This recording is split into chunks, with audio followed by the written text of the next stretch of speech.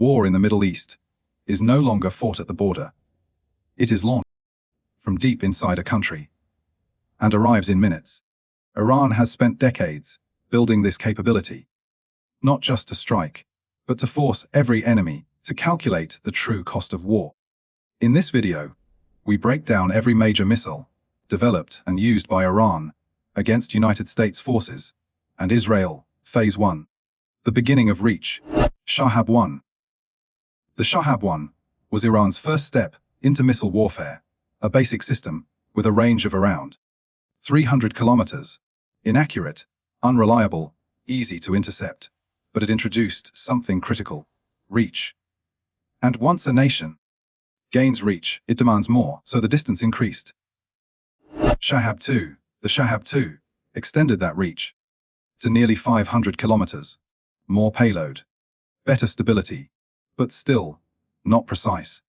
It could hit cities, but not exact targets, and modern warfare demands precision. So Iran needed something bigger. Phase 2 strategic threat emerges. Shahab-3. The Shahab-3 changed everything. Now, Iran could reach Israel.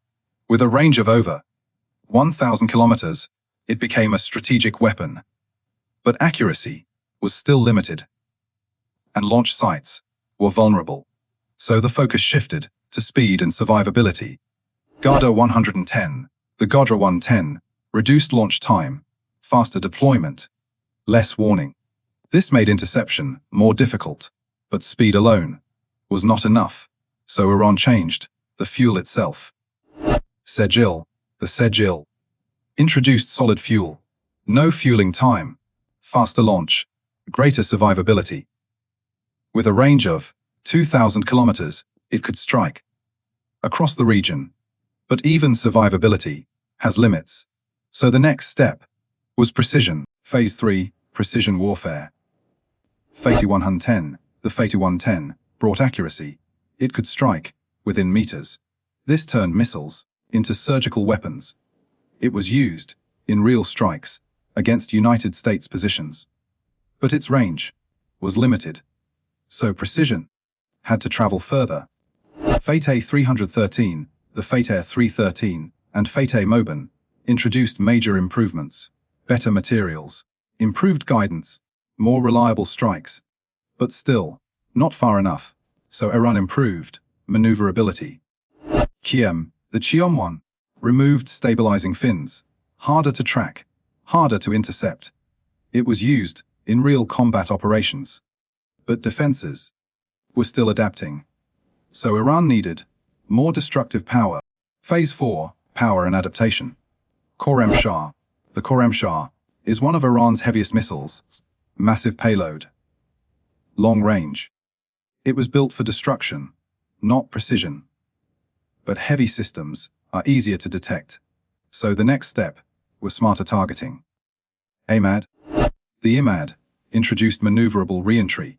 It could adjust during its descent. This made interception far more difficult, but even that was not enough, so Iran optimized everything. Hajj Qasem. The Hajj Qasem and Qasem Basir represent modern missile design, faster, more accurate, built to bypass defenses. This is modern missile warfare. But even modern systems face new challenges. So Iran expanded beyond ballistic missiles. Phase 5, the rise of cruise missiles. SOMAR. The SOMAR, also known as the KH-50-5, introduced a new kind of threat. Low altitude, terrain following flight, hard to detect. With its long range, it changed how threats approached, but stealth alone was not enough, so it became more precise. Hawazih. The Hawazih improved guidance systems, longer range, better accuracy, more reliable strikes, but still limited in flexibility, so adaptability became key. Yarali. The Yarali is a short-range cruise missile, mobile launch capability. It can be deployed from multiple platforms. Unpredictable. But unpredictability does not guarantee success. So Iran combined stealth with intelligence. Paver. The PAVE represents a more advanced system, advanced navigation, complex routing, smarter targeting.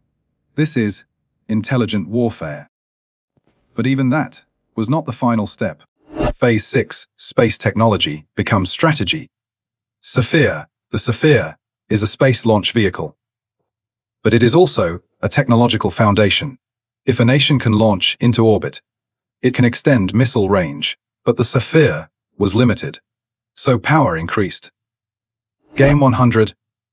The Gaim 100 introduced solid fuel, faster deployment, greater survivability, more resilient systems. But it was still evolving, so scale increased. Zolfaghar. The Zolfaghar is a 3-stage launch system, heavier payloads, greater distances, more reach than before. But power without control has limits, so precision met deployment. Cased. The Cased uses hybrid propulsion. It supports satellite deployment. This improves targeting, coordination, and battlefield awareness. But even that was not enough, so endurance became the final step. Kheibar. The Kheibar is one of Iran's largest launch systems. Long-duration propulsion, heavy payload capability. It represents the future, a future where space technology and missile systems become one. Phase 7, the rise of unmanned warfare. Shade 136. The Shade 136 is not a traditional missile. It is slow, it is simple, and it is cheap. But that is exactly what makes it dangerous. It can travel long distances and strike with precision. It is often used in swarms, overwhelming defenses, not with speed, but with numbers. But even swarm attacks were not enough, so Iran made it smaller and harder to detect. Shade 131, the Shad 131, is smaller, but no less dangerous. Lower cost, reduced signature, designed to slip through defenses unnoticed, and when used alongside larger drones, it complicates interception, but even stealth has limits. So Iran needed something that could stay and watch. Shade 129. The Shade 129 is a long-range combat drone. It can remain in the air for hours, watching, tracking, waiting, and when the moment comes, it strikes with precision weapons. This is not a one-time attack. It is continuous pressure, but even persistence has limits. So the scale increased. Shade 149 Ghadr. The Shade 149, also known as Ghadr, is a larger and more capable system. It pushes endurance even further. It can carry multiple munitions and operate at higher altitudes. This moves closer to a strategic drone designed for long-duration missions far from base. But larger systems are easier to track, so Iran balanced size with efficiency. Mohajer 6. The Mohajer 6 is a precision strike drone, smaller than strategic platforms, but highly effective.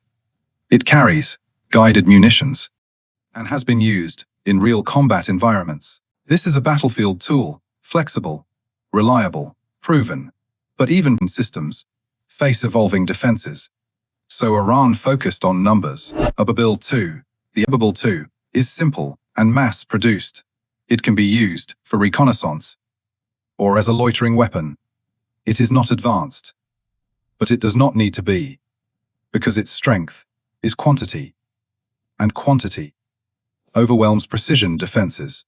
But even numbers are not always enough, so Iran extended the range dramatically. Arash 2. The Arash 2 is designed for long-range strike missions. A1 way drone, built to travel deep into enemy territory.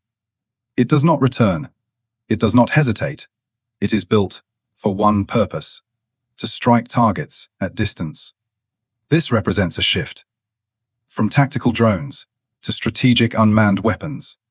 But even that is only one part of the system.